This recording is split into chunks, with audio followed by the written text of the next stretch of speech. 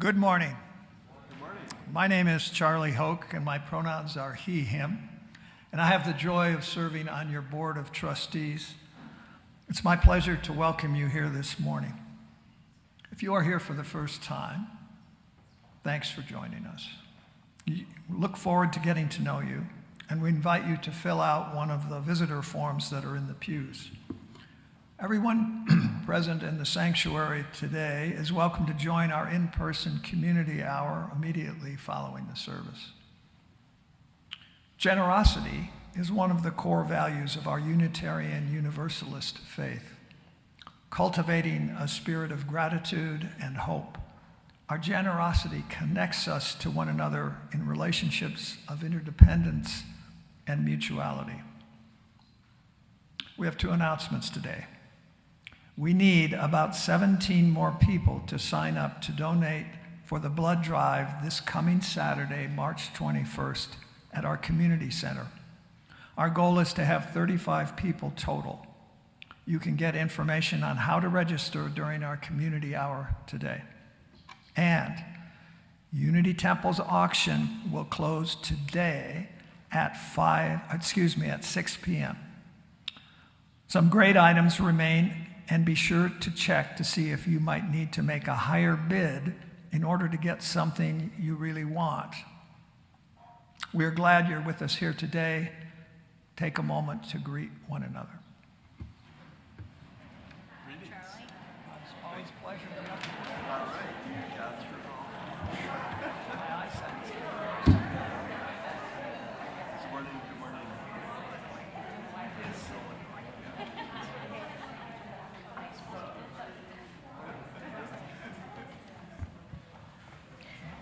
I'm Reverend Emily Gage. My pronouns are she and her. Our chalice lighter today is Georgina. Georgina loves to quilt, and her favorite color is sky blue. Please join with me in the words of our chalice lighting. Oh, of course it did. Needs help? Oh. Hold on.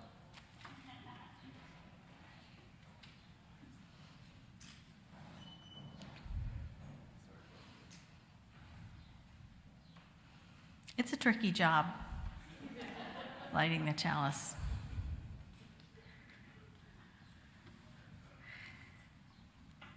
Please join with me in the words of our chalice lighting. We are Unitarian Universalists. This is the church of the open minds, the loving hearts, and the helping hands. We take care of the planet Earth and each other.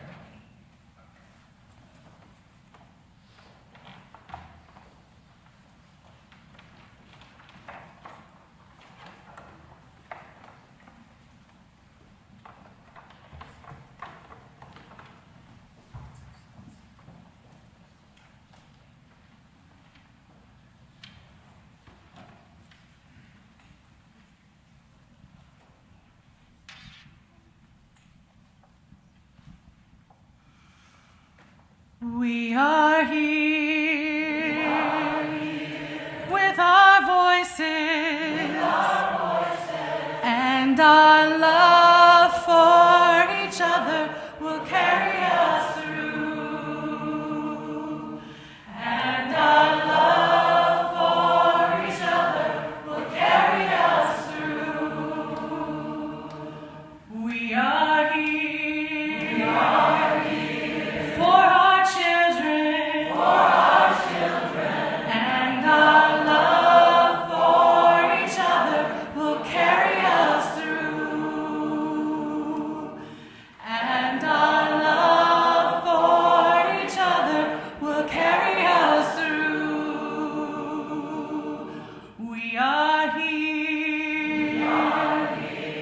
for our neighbors, and our love for each other will carry us through. And our love for each other will carry us through. We are here, with our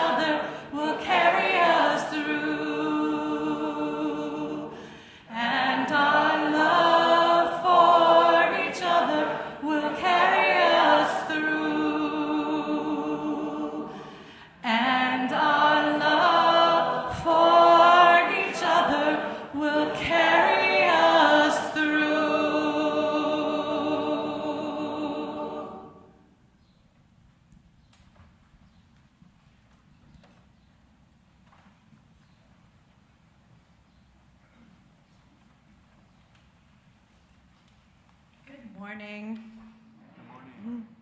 I'm Nina Brewer Davis. I use she, her pronouns, and I am your worship associate today. I have been Unitarian Universalist all my life. As someone who grew up UU, I am aware that I am in a distinct minority in my religious home.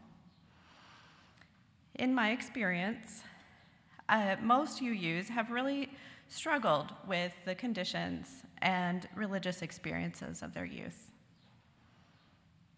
They found Unitarian Universalism through their struggles with their upbringings and towards their religious growth. A popular introductory text to UU is even called A Chosen Faith. Well, as a young Unitarian Universalist, this is kind of confusing. The messages, the models that I was receiving were that growth comes through struggle and even through rejection of the messages of your upbringing. So what are you supposed to do when your Sunday school teachers are telling you to just be yourself? What is there to react to or to push against? It sounds strange now, but I was even jealous sometimes of people that I met who had experienced repression or hurtful messages growing up because of the work that they had done and the clarity that it seemed to have brought them. My mom has always been my most significant spiritual teacher. She raised me with deep love, with acceptance and support. As a young person, this was sometimes so annoying. She seemed to have had all the struggle and left none for me. It's really hard to know where to go. So as I've grown older, I have learned to be grateful for my story. I've learned, and I'm still learning, about the many forms and directions of struggle that don't depend on having strict parents or scary Sunday school teachers. I've learned that I couldn't skip directly to insight or wisdom either. And I'm still learning what it means to be me. Whoever you are, wherever you are on your life journey, wherever you are in the world, you are welcome here. Come, let us worship together. Please rise in body or spirit and join in singing our first congregational song, It Sounds Along the Ages. It's number 187 in the gray hymnal, and the lyrics will be on the screen.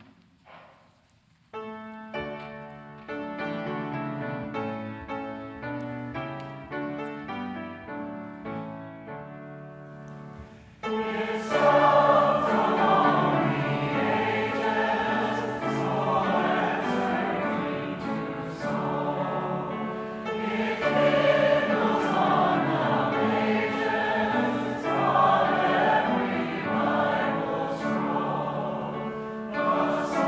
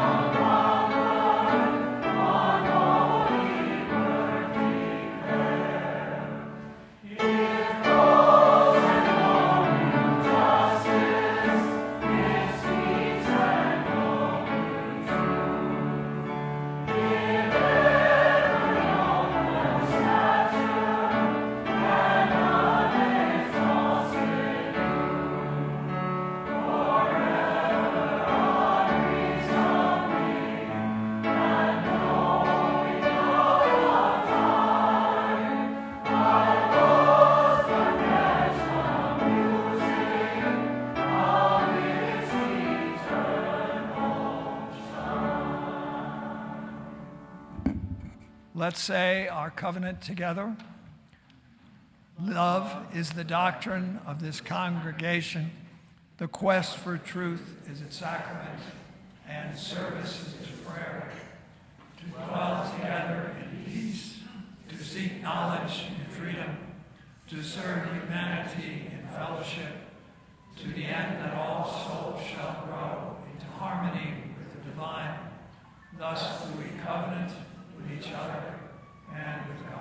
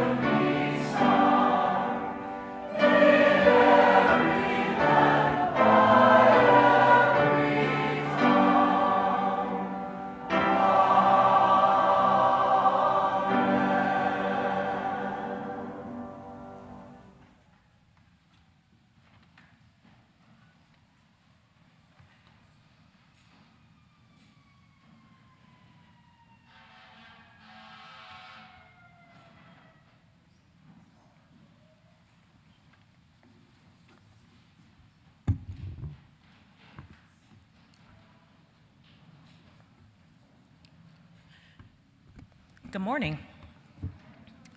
My name is Vanessa Crowder. My pronouns are she, her, and I serve on your spiritual care team. Love is the doctrine of this congregation. Sharing the joys and sorrows of our lives with each other is one of the ways that we embody that love within our congregation. Those attending in person may share your joys and sorrows in the binder outside the doors to the sanctuary. You can also email us at spiritualcare@unitytemple.org. If you'd like to talk with someone about what is on your heart, please feel welcome to contact the spiritual care team. We're here to listen and sit with you in times of both joy and sorrow. Here are the joys and sorrows that were shared this week. Madonna Thielen asked that we hold her brother as he is experiencing significant mental and physical challenges after brain surgery. And Marty Swisher asked that we please hold the family of Chelsea Dolinar Hikawa in your hearts at the sudden loss of their beloved mother. Chelsea leaves 3 small children behind. She was a church musician and professional singer. And we celebrate the life and mourn the loss of Unity Temple Mary Morrison, who died Friday at the age of 93. She is especially mourned by her children, Ian and Leela Morrison, her daughter-in-law, Jules Eckersley, and her grandchildren, Amelia and Jasper Morrison. Information on a celebration of life is forthcoming. We know that we hold some joys and sorrows in silence. We invite anyone who has a joy or a sorrow to come forward and drop a stone into one of the bowls of water at the 4 stations around the sanctuary. This ritual represents a mingling of our collective joys and sorrows. And we invite you to engage in the spiritual practice of silence during this ritual. Let us begin.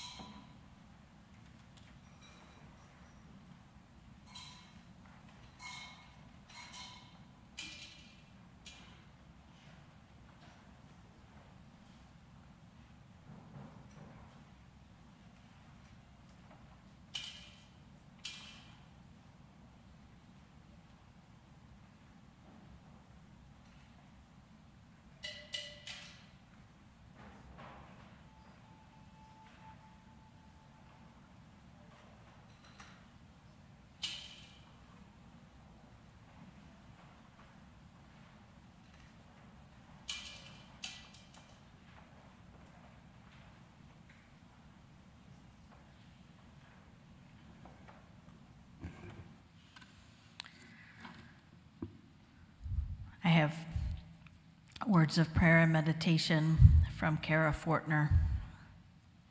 Let us unite our hearts and minds in the spirit of prayer and meditation. Dear humans, the ones with senses that witness and hearts that break, the ones with brokenness and bruises seen and unseen, know you are blessed just by being. Dear humans who struggle through changing tides and crashing waves, the ones who dig deep and hold on tight, and the ones who run up the beach to the safety of the dunes, know you are precious and that you have choices. You who let joy kindle your souls even when outside forces would wish to blow out the flame, know that you are lovely and wonderful. You who study, research, express, and innovate, who question and test and experiment, know you are needed and valued in your curiosity. Dear humans, the ones who commune with the trees and animals, who admire the caterpillar on the milkweed and marvel at the spider on her web, know you are beautiful in your connectedness. You who struggle, who love, who yearn for more and better and more loving, who suffer, who resist, who play and delight in the important things. Keep your precious ways which bring more loving into the world. Cherish your innovations and your choices. And dear humans, know that you are blessed just by being. Amen. Blessed be.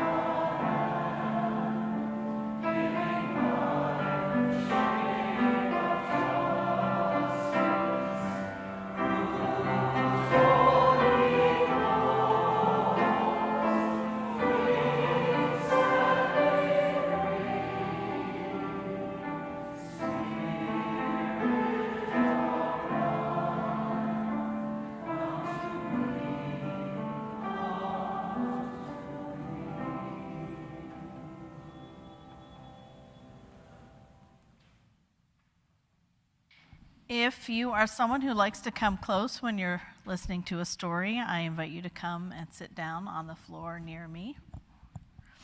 I have a book today called Chopsticks. It's by Amy Krauss Rosenthal, and the pictures are from Scott Magoon.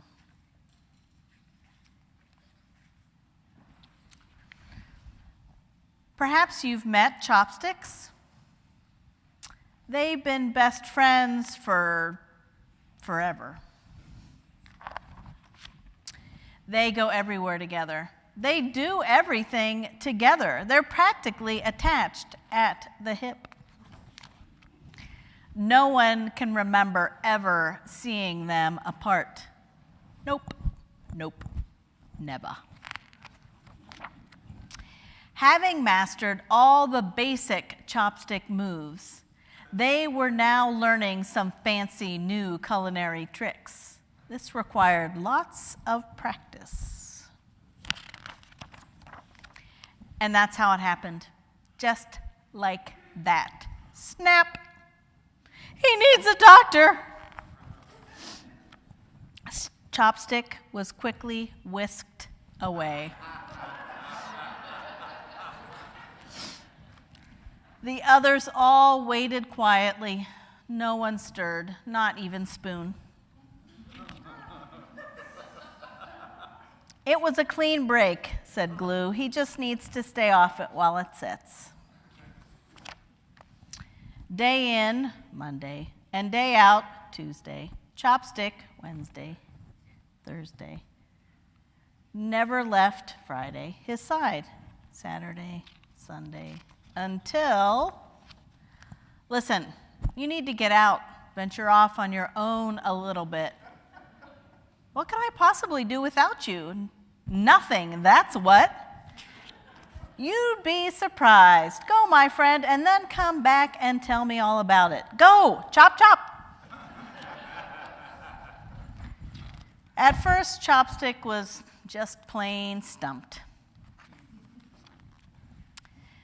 Then slowly but surely, new and unusual ideas presented themselves. He began to see all that was possible. He shoots, he scores. How do I look? Sweet. You moved. No, I didn't. Whoa. Needs a few more minutes. Indeed, Chopstick had learned to stand on his own, and this changed everything. Unexpectedly, being apart had made each of them even stronger. How's that leg? Feels fantastic. And not only that, they realized how many great new things they could share. Knife knew this revelation called for a toast. He was sharp that way. To chopsticks, to standing on our own, and to sticking together. Hit it, boys. The end.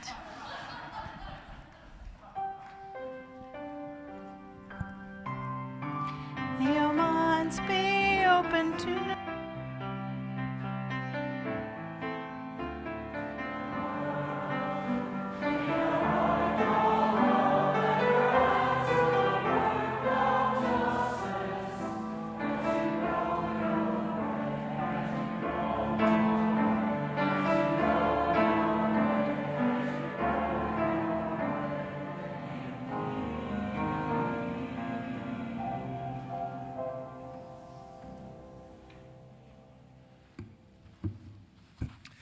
I'm Reverend Roger, and my pronouns are he and him. You can find directions for giving to this week's offering in the order of service and on the screen. Today, one half of our offering, as usual, supports the programs and mission of Unity Temple. This week, the other half goes to Pink Haven Coalition. Pink Haven is a coalition of trans organizers, mutual aid groups, progressive faith organizations, including our UU Association and the UU Service Committee, queer associations, and individual justice lovers. In response to the increasingly hostile legislative environment in the United States, Pink Haven Coalition creates networks of safety and direct support for trans beloveds and their families who need to relocate, access health care across state lines, or stay as safe as possible where they are. Pink Haven knows that liberation is a group project and that no one is free until everyone is free. They and we proclaim that trans lives are sacred. Pink Haven's work centers trans lives and experiences, particularly the lives and experiences of BIPOC, trans, and gender-expansive people. If you want more information, check out pinkhaven.org. And thank you for your generosity.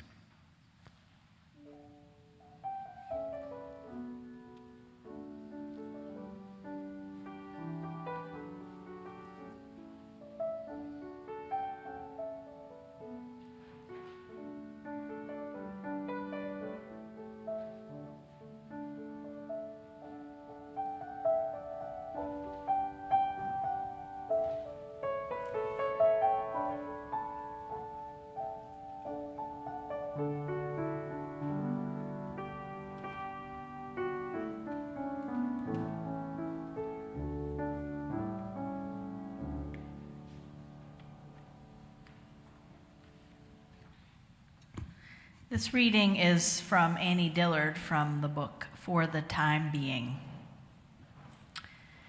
Spiritual path is the hilarious popular term for those night-blind mesas and flayed hills in which people grope for decades on end with the goal of knowing the absolute. They discover others spread under the stars and encamped here and there by watchfires, in groups or alone, in the open landscape. They stop for a sleep or for several years and move along without knowing toward what or why. They leave whatever they find, picking up each stone, carrying it a while, and dropping it gratefully and without regret.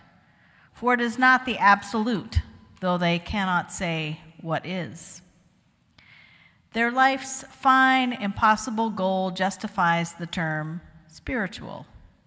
Nothing, however, can justify the term path for this bewildered and empty stumbling, this blackened vagabondage, except one thing: they don't quit.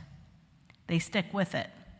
Year after year, they put one foot in front of the other, though they fare nowhere. Year after year, they find themselves still feeling with their fingers for lumps in the dark. The planet turns under their steps like a water wheel rolling. Constellations shift without anyone's gaining ground. They are presenting themselves to the unseen gaze of emptiness. Why do they want to do this? They hope to learn how to be useful. Their feet catch in nets, they untangle them when they notice and keep moving. They hope to learn where they came from. Decade after decade, they see no progress, but they do notice, if they look, that they have left doubt behind. Decades ago, they left behind doubt about this or that doctrine, abandoning the issues as unimportant.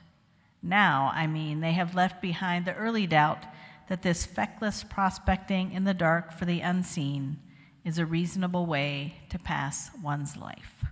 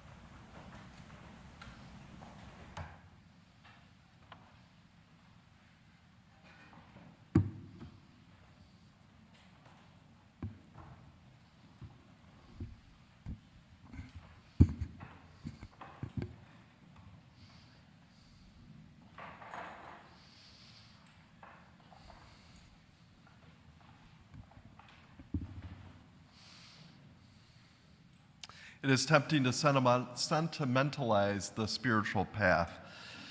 If you just believe, fill in the blank, all will be well.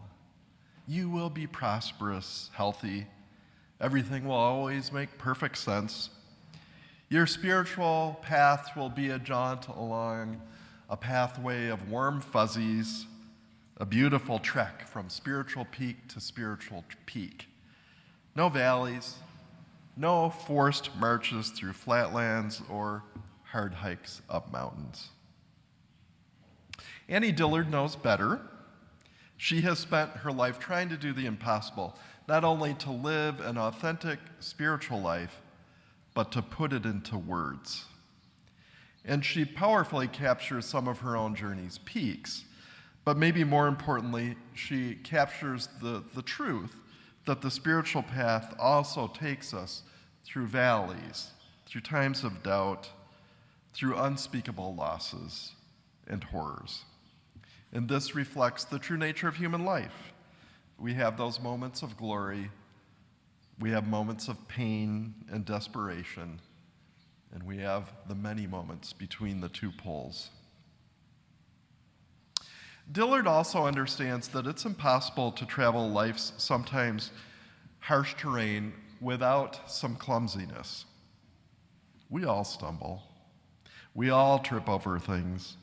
We all have those moments of gracelessness where we look around and hope no one else saw.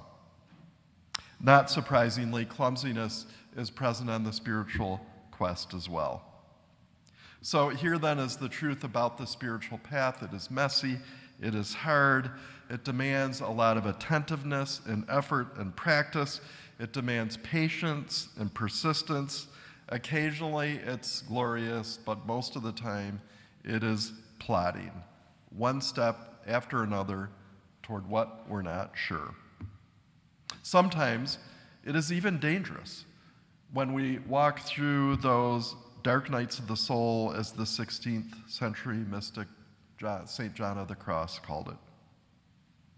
At times, we can see our spiritual path stretching for miles ahead of us, but most of the time, it's difficult or impossible to see far ahead as the path zigzags out of sight or gets shrouded in fog. And maybe a good question is, so where does the spiritual path lead us? Annie Dillard answered that it leads us toward the absolute. As a Unitarian Universalist, my answer is, I'm not sure.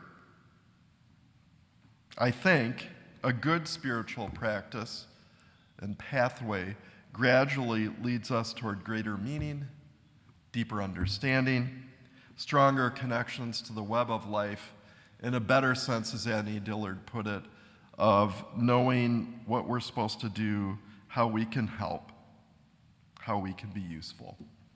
And I know, for me, the spiritual path leads to questions. More questions, more questions, more questions. So Dillard is slightly more specific about the ultimate destination, the absolute, as she puts it, and I like that word for it. Sometimes I like to use the word the divine. I think of the transcendentalist spiritual ancestors of ours who sometimes called this absolute it. As in William Gannett Channing's lyrics, it sounds along the ages, which we started the service with. Did you notice how often it appeared in that hymn? From Sinai's cliffs, it echoed. It breathed from Buddha's tree, it charmed in Athens market, it hallowed Galilee, the hammer stroke of Luther, the pilgrim's seaside prayer, the oracles of Concord, one holy word declare. What is that word? We don't really know, but is it it? Annie Dillard and I agree with William Gannett Channing that whatever it is, wherever it is, it actually is right here, right in the middle of life, not somewhere up in heaven, but here, in Galilee, in Bodh Gaya, in Athens, in Concord, and more importantly, in Oak Park, in Chicagoland. One of the main tasks of our spiritual quest is to try to notice it in the here and now, wherever we are, in the everyday, in our often plodding lives, even in those dark nights of the soul. So I have a picture in my mind of the spiritual path, and it comes from a hike I did twice while in college, Mount Katahdin in Maine, the northern terminus of the Appalachian Trail. I got to hike up that twice, very memorable. Both times it was late September. The first hike started well enough, a little cold, a little cloudy, but as we neared the summit, the clouds got darker, they got lower, the fog rolled in, and it started to snow. So we had planned on, once we got to the summit, taking a trail called the Knife Edge, north from the summit, to begin our trek down. So this trail is called the Knife Edge because it is narrow. You have to go single file, and there's up to 2,000-foot drops on each side, and sometimes it's only 2 or 3 feet wide. And yes, I'm scared of heights. Despite being 20 years old and that age of invincibility, my friends and I decided we would follow the conventional wisdom and not take the knife edge in fog and snow. So we found an alternative way down. A year later, the weather was much better. It was cold still, but sunny, cool, windy, yes, no fog. So we took the knife edge, and it was spectacular, and it was terrifying. And I'll always remember it. So the knife edge, that's my picture of the spiritual path. Sometimes the path is fogged in. Sometimes it's glorious. Sometimes you need to find another way. And even when it's glorious, you can't really spend too much time admiring the view because then you might trip and fall. So being on the knife edge, even on a beautiful day, plodding along, we really had to look at the next step more than the view. So the knife edge also speaks to me because it is a marvelous image of a place that's between and betwixt. And this is where the spiritual journey is. On the right, to the east, is where the sun rose. To the left, where the sun sets. On the knife edge, we're poised between east and west. This is the location of the spiritual journey. Smack right in the middle of everything, in the middle of life for us on this planet. Well, in Annie Dillard's book, Teaching a Stone to Talk, there's a chapter called An Expedition to the Pole. In this brilliant chapter, she juxtaposes 19th century explorers trying to find the North Pole and the South Pole with the everyday imperfect life she lives in her imperfect Catholic Church. As the chapter progresses, the two narratives begin to merge together. So she focuses on the polar quests for the pole of relative inaccessibility. In the north, this pole is the point in the Arctic Ocean that is furthest from the land in any direction. At the South Pole, it's the point of land furthest from water in any direction. And so for Annie Dillard, the pole of relative inaccessibility is the metaphor for the absolute. She writes, "The absolute is the pole of inaccessibility located in metaphysics. After all, one of the few things we know about the absolute is that it is relatively inaccessible. It is the point of spirit farthest from every accessible point of spirit in all directions.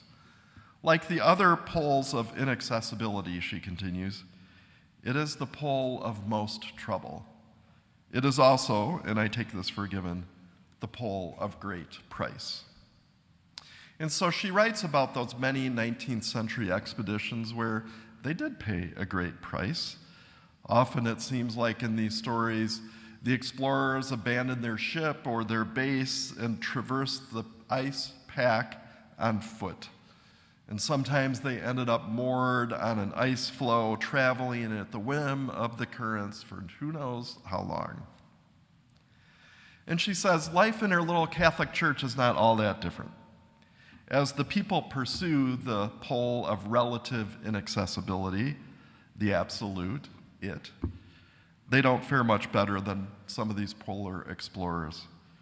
She writes about services with botched hymns, vacuous sermons, or no sermons at all, just announcements. She writes about rascally acolytes, good intentions gone awry.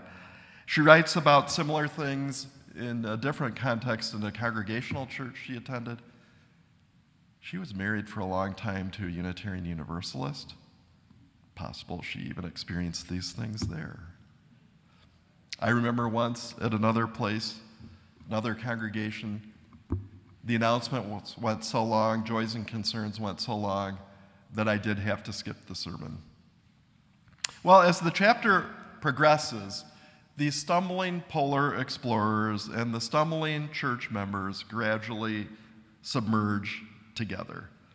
There's a baptism for a baby named Oswaldo. The baby, his parents, his godparents, the priest, and the rascally acolytes, they all stand on an ice floe located between the front pew and the sacristy. While watching the baptism, Dillard sees a yellowish polar bear spout out of the water up onto an ice floe and jump back into the water with a splash.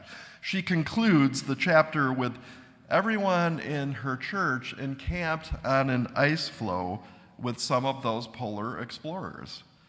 The struggling church musicians, the priest whose knees crack when he kneels, the baby Oswaldo, the polar explorers searching for the pole. These are the people, real and mythic, accompanying Annie Dillard's spiritual journey. So sometimes I look around this space and I picture this as an ice floe. All of us traveling together, encamped together on this ice floe. All of us come from different places, different journeys. Some, like Nina and Emily and sort of me, grew up in UU congregations. Some of us struggled with the religion of our childhood. Some of us didn't struggle, but still our pathway took us in a different direction. And some of us grew up with no religion. But here we are, searching for the absolute, or it, or at least meaning and purpose, each in our own stumbling and imperfect way. Here we are, sharing our journeys with one another. Living in this beautiful and hard world is always a challenge, and it sure seems like a challenge these days. Every day, new bad news. So for me, traveling with spiritual companions feels more important than ever. It doesn't make the spiritual pathway all lined with warm fuzzies or aha moments, but for me at least, you are my fellow travelers on this ice floe. You help keep me moving forward. You help me through your love, your encouragement, your support. And I'm grateful for this. I hope you feel this as well. I love this ice floe called Unity Temple, UU Congregation. Our closing hymn is number 295, Sing Out Praises for the Journey. You can find this in the gray hymnal or the words up there. The lyrics are by the UU minister Mark DeWolf, a really talented colleague who sadly, tragically died of AIDS in the 1980s. Let's rise in body and spirit and sing.